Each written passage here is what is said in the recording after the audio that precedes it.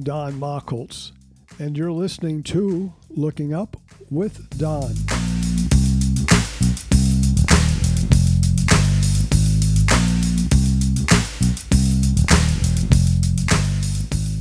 This is the Looking Up with Don podcast, episode number 86, for the week of August 25th, 2021.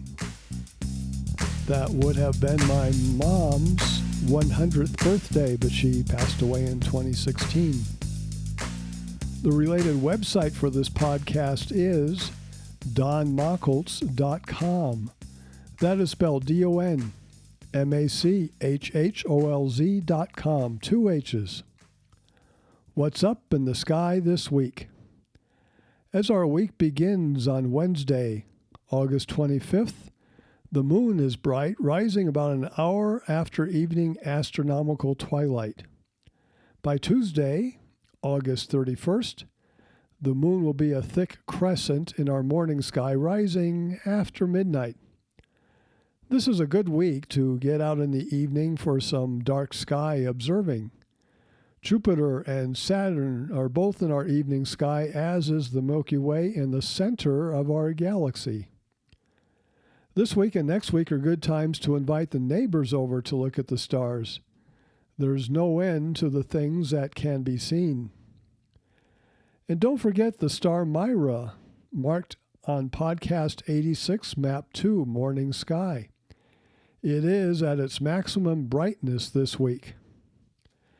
The Astronomical League, an umbrella group made up of 240 local astronomy clubs, held their virtual national convention called Alcon 21 via Zoom, Facebook, and YouTube this past week.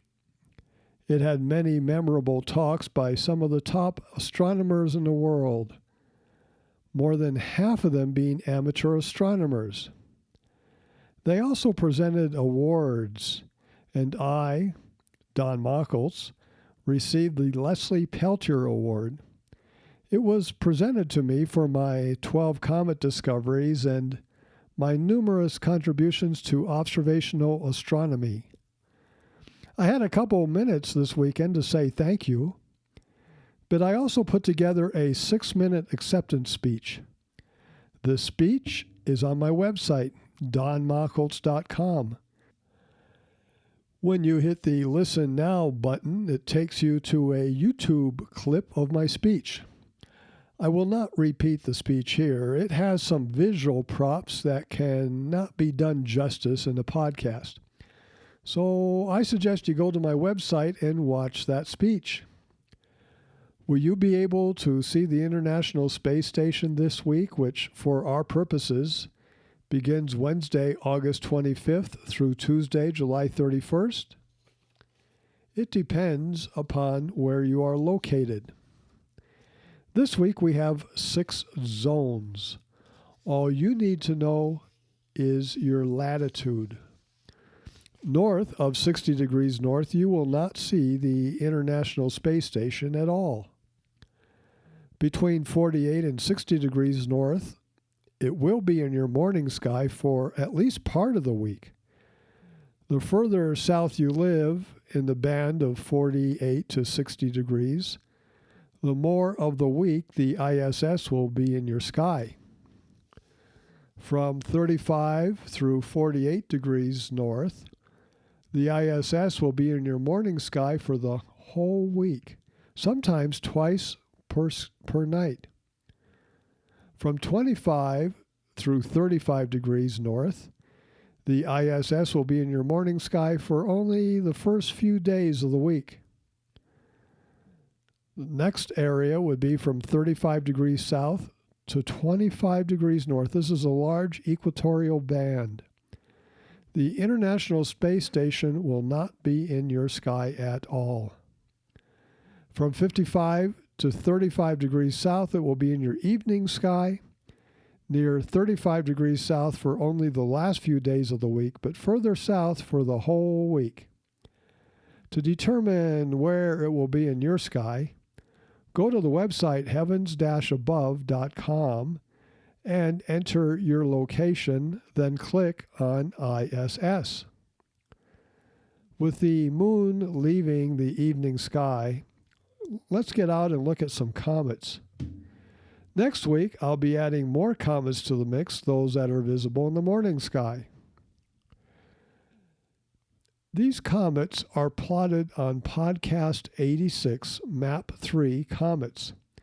The positions, that is the right ascension and declination, and distances from the Earth and Sun for each day, can be found on Podcast 86, Comet Positions. You can also get the positions for these and other comets from the website heavens-above.com, then click on Comets. So, here are the comets. The first one is C2020T2 Palomar. It's presently in the constellation Libra, and it's headed toward Scorpius. This comet was discovered on October 7th, 2020 at magnitude 19 from Mount Palomar. It has been in our evening sky for the past few months and is still hanging out at about magnitude 10 or 11. It was closest to the Sun last month at 2.1 astronomical units, with 1 astronomical unit, or AU, being the distance from the Earth to the Sun. It is also presently 2.1 astronomical units from the Earth. Next comet is 252P Linear. It's in Virgo, not far from the star Spica. It is about magnitude 11. It was discovered in 2011. It takes 5.3 years to orbit the Sun. It's presently 1.7 astronomical units from the Earth and 1.2 astronomical units from the Sun. The next comet is probably the biggest comet in our group. It's known as C2017K2 Pan-STARRS. It was discovered more than 4 years ago in May of 2017. At that time, it was 16 astronomical units from the Sun, which is very distant. It will be closest to the Sun in December 2022, 16 months from now, at 1.8 astronomical units. At that time, it should be bright enough to see in binoculars. Now it is traveling through the center of the constellation Hercules in the Keystone at magnitude 12. Be the first on your block to see this distant comet, which presently is 5.3 astronomical units from us, as far away as Jupiter. And finally, C2021A1 Leonard was discovered at the beginning of this year and is working its way to its perihelion early next year at a distance of only 0.6 astronomical units. The comet will probably be visible in binoculars and may reach unaided eye brightness toward the end of this year. It is faint now, magnitude 14.9, and you might need imaging equipment to catch it. I like to do projects. A project has a beginning, an end, and a planning stage. Usually my projects involve building something. Presently it's a greenhouse. This is a goal we have set for ourselves, to build the greenhouse. I sometimes think that the opposite of having a project is to meander through life. That's probably not really true.